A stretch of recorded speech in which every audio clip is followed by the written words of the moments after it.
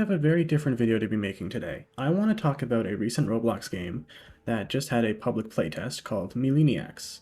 And this is a game, quick overview, it was made by AxoSun, who is the development team behind the game Regretivator, it's a good game. It's got over 1,000 active players almost all the time. It's probably like 4,000 actually.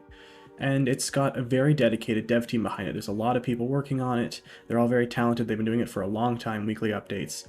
And so a while back, they announced that they were making this new game, Meleeniacs, which was like if like a gun game, but with melee weapons instead of guns. And there was quite a lot of hype around the game. There's been a lot of stuff shown up to release. I say a lot. There's been quite a lot of previews and a lot of online media shown of what the game was going to be. And from what we were shown, I had my hopes up. I really think this team has a lot of talented people behind it and that they could make something cool, but I did the public playtest for almost an hour, and I have to say that I was kind of disappointed by what they showed off. And I just want to go over all the reasons that I felt this way. I've got 4 different categories for the video. I'll try to time them all in the description. But yeah, I just want to go over my feelings with the beta, what I think could be changed, or what the main points of contention are with why I feel like it didn't deliver. And yeah, I just want to get right into it. So let's start with the core game. This gameplay you're seeing is just a stream done by Soda Stuff, who made one of the characters for. Let me grab it. Where are they? They're just in the corner there. That's why they're there. This is just a Twitch stream that I have for background footage because I didn't record when I played. But yeah, starting with the gameplay, it is very similar to it's got platform fighter mechanics where you have a percentage-based knockback scaling, and you're trying to knock people off the edge to get eliminations. You do get some partial credit if you do a lot of damage to them before someone else kills them, but the main thing is to knock them off a ledge. And honestly, it just, with the way the game pairs together, this doesn't work very well because you'll find that you get knocked off ledges incredibly easily. Like, that was one hit in the video right there, and it was an immediate fall off the ledge. So a lot of fighting ends up happening just on the sides of the map. There's so many maps in this game so far. I say so, I don't know. But because of this, no one fights in the middle. There's no reason to, because the only kills and ways you're going to get score is by fighting near the ledge. So in my experience, matches would mostly consist of everyone standing in one corner. Like on this map here, for instance, everyone was just on this platform on the edge, running up to it, knocking someone off, getting knocked off themselves, and repeat cycle. It's a very easy and just kind of, I don't know, there's not much depth to it. That's the main problem with the gameplay for me. There just isn't enough depth. You have the weapons switching out all the time, but they function almost identical almost all of the time. You see that it's just a basic swing for almost all of them that they're doing in the video, and then some of them have a red bar underneath, which means they have a special ability. I'm kind of covering up what the controls are in the bottom right, but some of them will have an ability like you float down slowly, you do like an extra attack, you charge forward a little bit, and these are interesting, but they're not enough to carry the gameplay. They're just slight variations on what's already happening, and you're still going to get most eliminations from just whacking someone off the edge. So yeah, the knockback scales way too fast, and you get knocked off ledges way too easily. You also have very little you can do to recover from a situation like this. There's a lot of times where you'll be knocked off the edge. I don't know if there's no directional influence or if it's just very minimal, but you feel incredibly powerless when you're ragdolled, and you just kind of go flying. And of course, if you're lucky, you'll have a weapon that can teleport you back to the ledge. For instance, in the clip here, oh, it's gone now, you had a sword that would let you throw an ender pearl. It's a Minecraft sword, so whatever. But the other problem is that sometimes you'll be in the air and you'll get a kill by accident because you were damaging people before you got flung off, and your means of recovery will disappear along with your life. So, I don't know, it's just kind of... It's obviously the system of a gun game, I can't really knock them for that, but it's just kind of more flaws to the system that add up to me. Another thing that this game has that's interesting is there's no ragdoll immunity. So if you get knocked over, anyone can hit you immediately again. So you can have like 2 people hit you at the same time and just instant kill you, or someone with a fast enough attack speed can just follow after you all the way to the edge and like kind of carry you off, if you know what I mean. Like they'll just carry you off the side, which kind of sucks because you are very powerless when you're ragdolled. What else is there?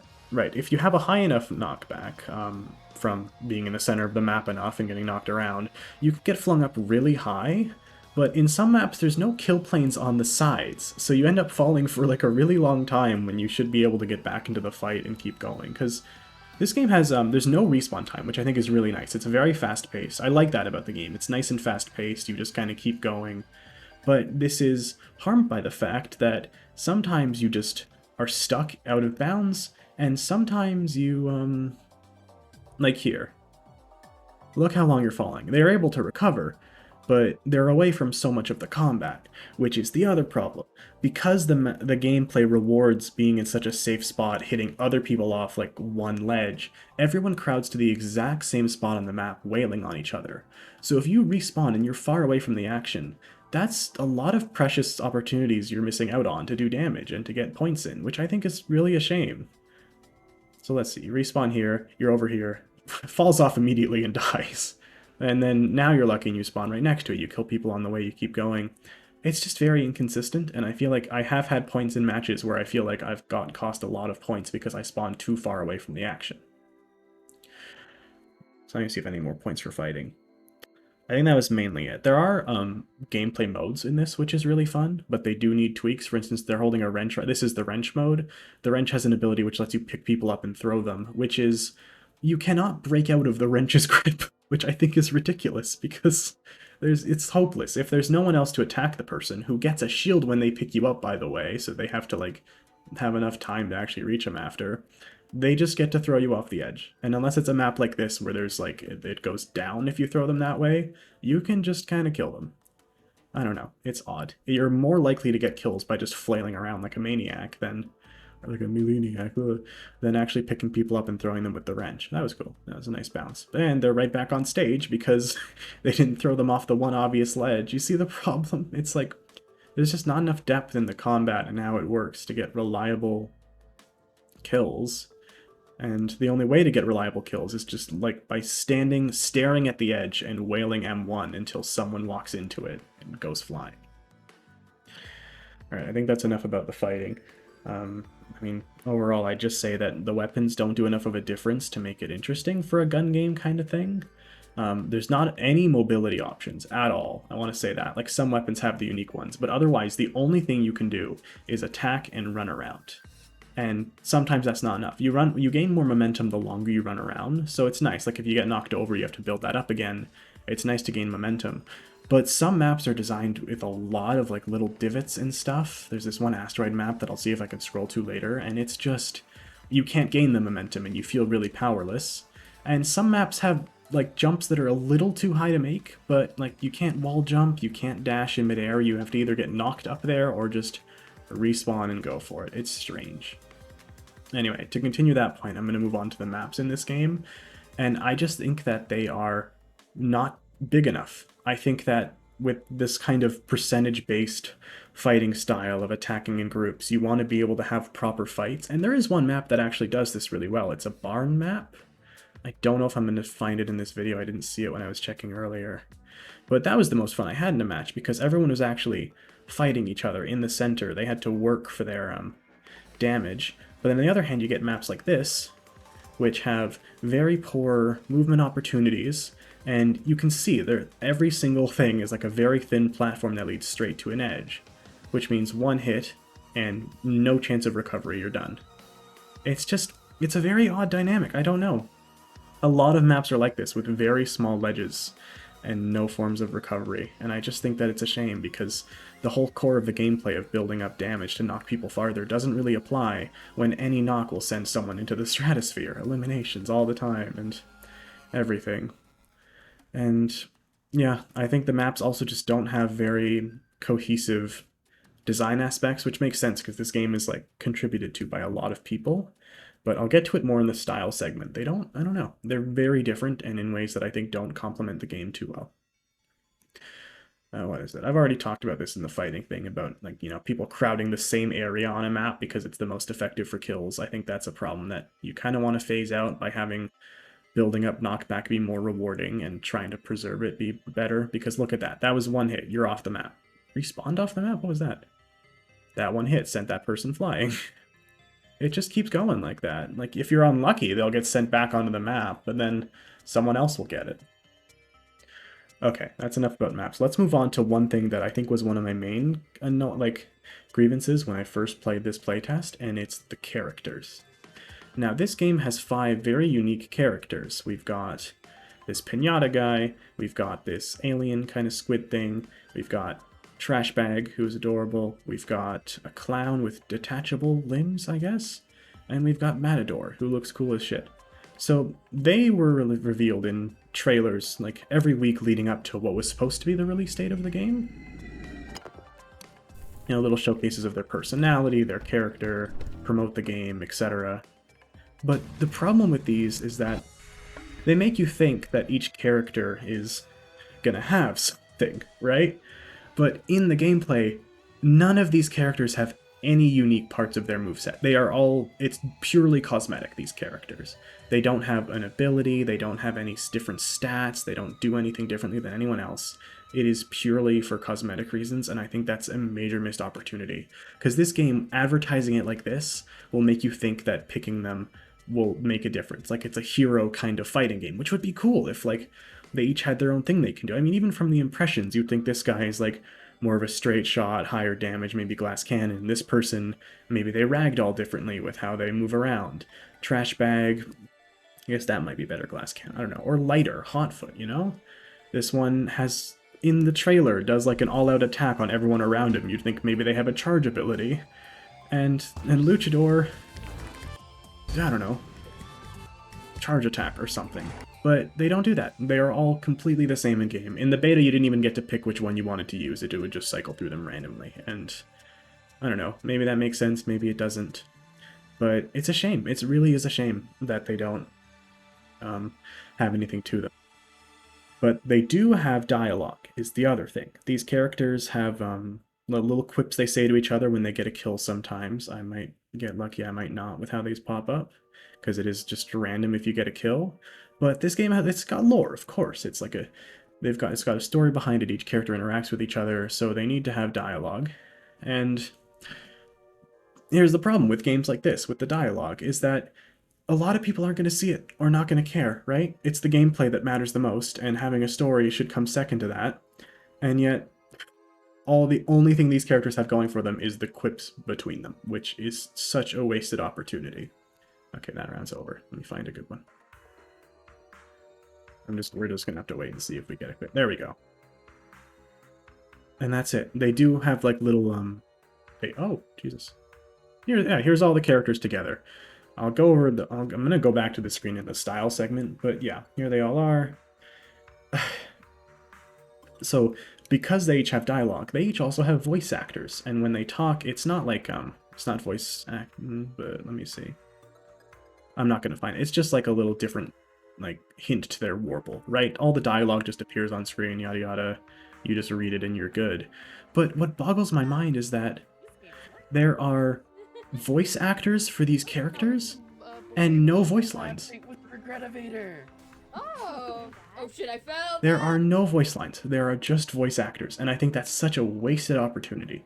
They are like actively doing comic dubs and stuff on Twitter, and yet they don't voice any of the lines in game. Which is ridiculous, because, like, I'm in the middle of a fighting game, I'm not going to look down to the bottom of my screen to catch some random quip that gives the only characterization to a character that I'm picking. Like, it boggles my mind.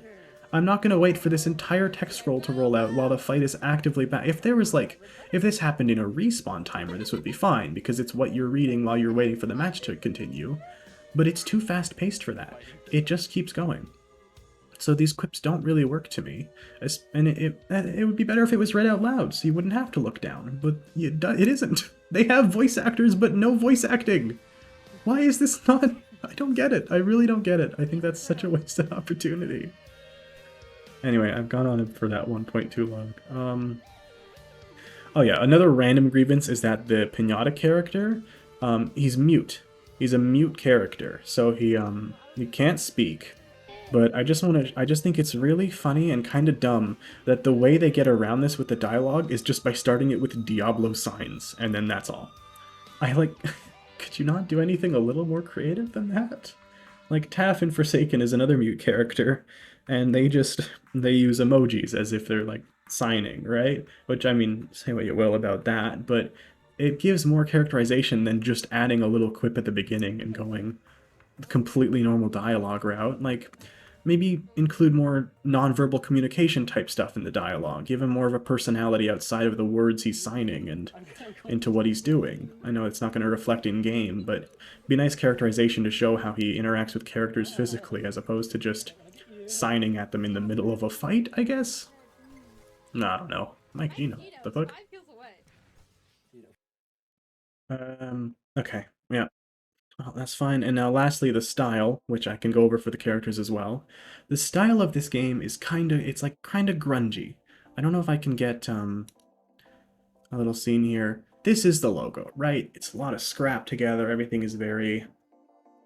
It looks like it was found in like an alien planet garage type thing, whatever. It's cool. I like the idea of the style a lot. I wish it was reflected more within the game itself. Because the actual gameplay, I don't get the impression of that. Like, sure, there are weapons like the wrench and stuff, and the characters kind of reflect it, like this trash bag absolutely does.